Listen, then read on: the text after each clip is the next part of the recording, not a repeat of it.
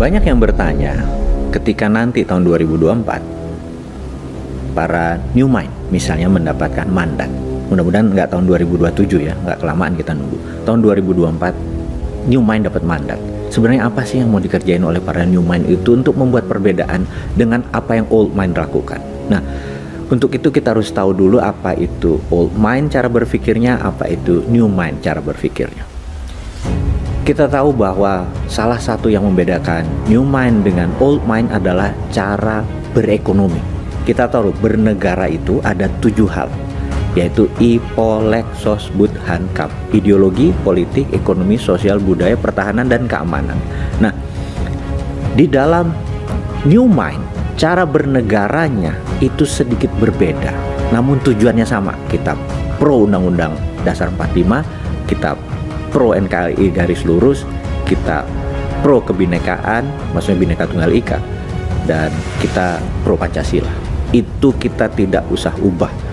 Sebelum kita masuk ke topiknya, ada hal yang menarik tentang Pancasila yang mungkin anak-anak atau sahabat generasi muda ingin bertanya, kenapa Pancasila itu dicemburui oleh banyak negara besar? Bukan negara saja, negara besar. Karena kita adalah memiliki dasar negara yang sangat keren. Karena kita menggabungkan 5 hal yang diimpikan. Dan ini bukan utopia, sesuatu yang dicita-citakan tapi tidak mungkin tercapai. Tapi ini benar-benar dasar negara yang dicemburui. Apa itu? Ketuhanan yang Maha Esa adalah belief in God. Dan itu adalah sila pertama. Sila kedua, kemanusiaan, itu artinya humanitarian. Ketiga, persatuan Indonesia, itu adalah bentuk nasionalisme. Keempat adalah musyawarah, itu adalah bentuk demokrasi. Dan terakhir adalah keadilan sosial bagi seluruh rakyat, artinya adalah social justice.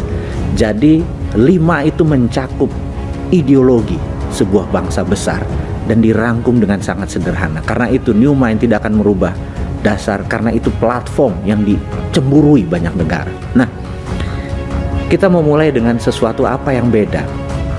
Yang jelas konsep MMT, Modern Monetary Theory, yang pemerakarsanya adalah Michael Hudson. Dia punya Hudson Institute yang pada tahun 1971 dia adalah salah satu advisor dari Presiden Nixon. Dan apa terobosan yang dilakukan oleh Hudson?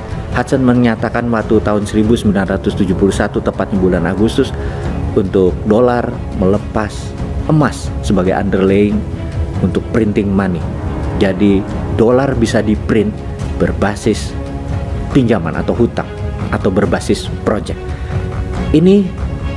Cerita ini nanti akan kita uraikan karena new mind adalah pro printing money dengan konsep MMT-nya dari Michael Hudson.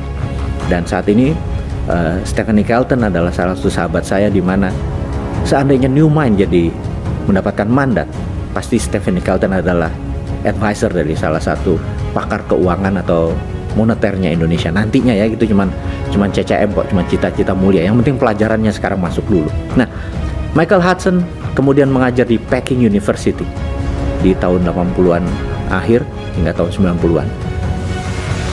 Dan kita tahu salah satu muridnya adalah Xi Jinping yang sekarang menjadi memimpin Partai Komunis Cina seumur hidup dan presiden dari Tiongkok.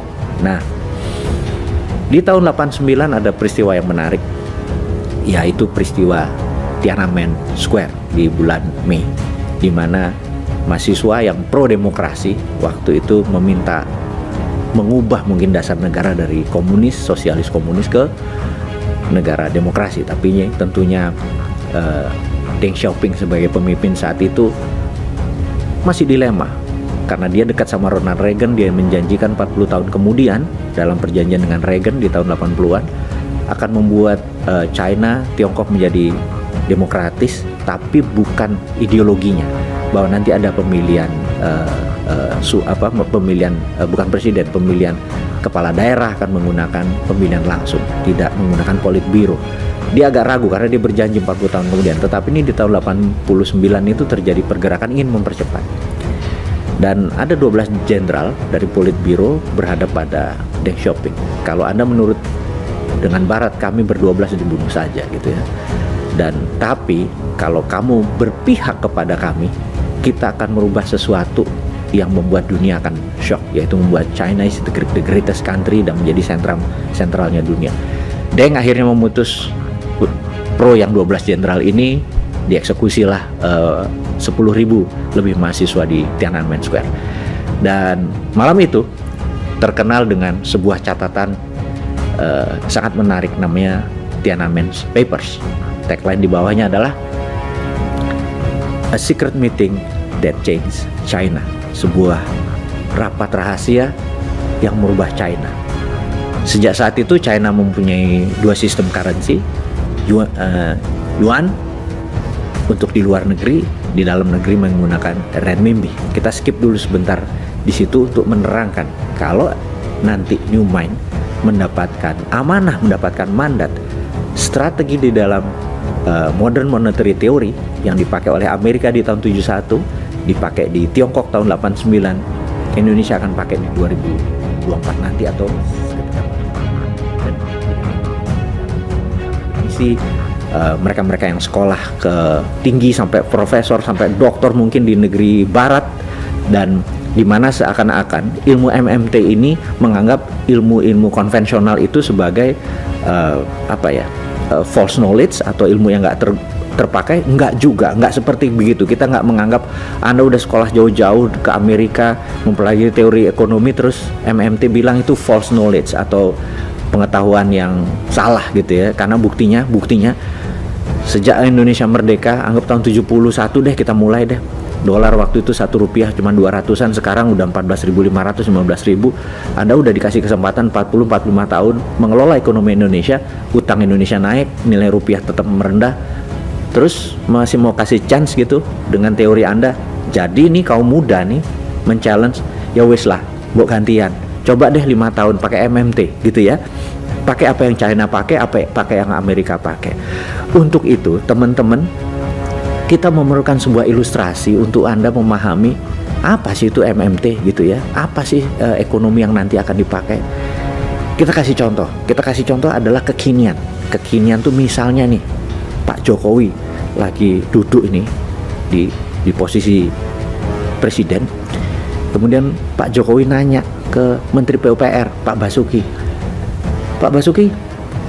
saya pengen 1 juta rumah tersedia dalam 2 tahun ke depan, supaya nanti pada saat kita lengser ke Prabon, lengser jadi raja ini, kita terhormat. Siap Pak Presiden, gitu kata Pak Basuki, Menteri PUPR. Maka dia bilang, saya perlu, ini angka dari langit ya, saya perlu 100 triliun Pak Presiden, gitu ya. Oh gitu ya, oke, panggil Ibu Menteri Keuangan. Ibu Menteri Keuangan, siapkan 100 triliun untuk Pak Basuki. Oh siap Pak Presiden. Ini kalau semuanya MMT ya tentunya ya. Siap. Ya kalau yang sekarang kan cari utangan. Ini enggak, nih ngapunten, ini bukan ngeledek ya, bukan, tapi ini berbeda. Tapi intinya adalah siap Pak Presiden. Lalu dia datang ke Dirjen Moneter. Printing money 100 triliun. Kasih ke Menek BUMN, dipanggil Pak Erick Thohir. Ini perusahaan-perusahaan BUMN, kamu mendapat pekerjaan untuk membuat 1 juta perumahan untuk Kementerian PUPR. Oke, ditransferlah 100 triliun itu dengan syarat semua barangnya tidak ada unsur impor. Kusennya, pakunya, besinya, semennya, atapnya, semua lokal. Nggak lama kemudian kayu-kayu di Jawa, pabrik semen di Sumatera, di Sulawesi, semua bergerak, tumbuh, muter, belanja sana kemari. Berdirilah bangunan-bangunan 1 juta unit rumah tuh di mana-mana. Kemudian mereka mengangsur. 5 tahun orang mengangsur, tidak perlu bunga dan tidak perlu dinaikkan. Ini syaratnya. Kalau misalnya ongkosnya 100 triliun, ya 100 triliun dibagi 1 juta rumah, berapa itu? Ya udah, itu yang harus dibayar masyarakat. Masyarakat bayarnya nyicil selama 5 tahun. Begitu mereka nyicil, masuk ke Menteri Keuangan, masuk ke bank, masuk ke Menteri Keuangan, masuk ke bank, setiap nyicil uangnya diambil dibakar, setiap nyicil uangnya diambil dibakar, setiap nyicil. 2 tahun kemudian begitu berdiri, sold 100 triliunnya masyarakat beli, dibakar. Pertanyaannya, ada inflasi nggak? Nggak ada, nol. Ada bangunan yang jadi nggak? Ada, 1 juta rumah. Murah orang nggak pakai bunga. Ekonomi tumbuh muter gitu. Terus lakukan, oke, udah punya 1 juta, mbok bikin 10 juta rumah, mbok bikin jalanan, bikin jembatan, bikin pelabuhan. Duitnya dari mana? Printing money. Begitu ini nanti balik, bayar, bakar gitu ya. Itulah yang dilakukan oleh pemerintah Tiongkok. Renminbi itu dicetak berdasarkan project, karena itu ngawur seakan-akan mereka membangunnya. Bayangin, satu kota, ada 113 kota di Tiongkok, itu punya gedung bangunan yang 32 lantai. Satu kota itu lebih dari 1000 tower, alias berapa juta populasi di sana. Kalau dihitung selama 40 tahun, itu ada 25 miliar meter persegi bangunan. Alias dalam satu hari kita kayak ngebangun gedung kayak Plaza Senayan tuh 4 biji per day. Kalau minjem duitnya sopo, tapi kalau pakai printing money begitu berdiri dibakar, gak ada inflasi dan gedungnya jadi. Nah, duit tadi tidak boleh membelanjakan 1 sen pun produk luar negeri, karena itu yang menjadi inflasi. Jadi inilah yang akan dilakukan oleh Newman nanti kalau dapat mandat. 10 juta rumah jadi dalam 5 tahun, dan berapa ekonomi tumbuh, berapa rakyat bekerja, berapa produk yang akan disediakan. Lah ngono aja kok susah jadi presiden. Itu kalau Newman jadi mulai paham ya. Mudah-mudahan Anda semua terima konsep ini, dan bukan harus Bosman yang jadi presiden. Siapapun yang menerima konsep Newman, yaitu MMT, Modern Monetary Theory ini, dipakai sebagai konsep ekonomi untuk membangun Indonesia, kasih dia kesempatan untuk mendapatkan mandat. Itu rasanya pelajaran hari ini.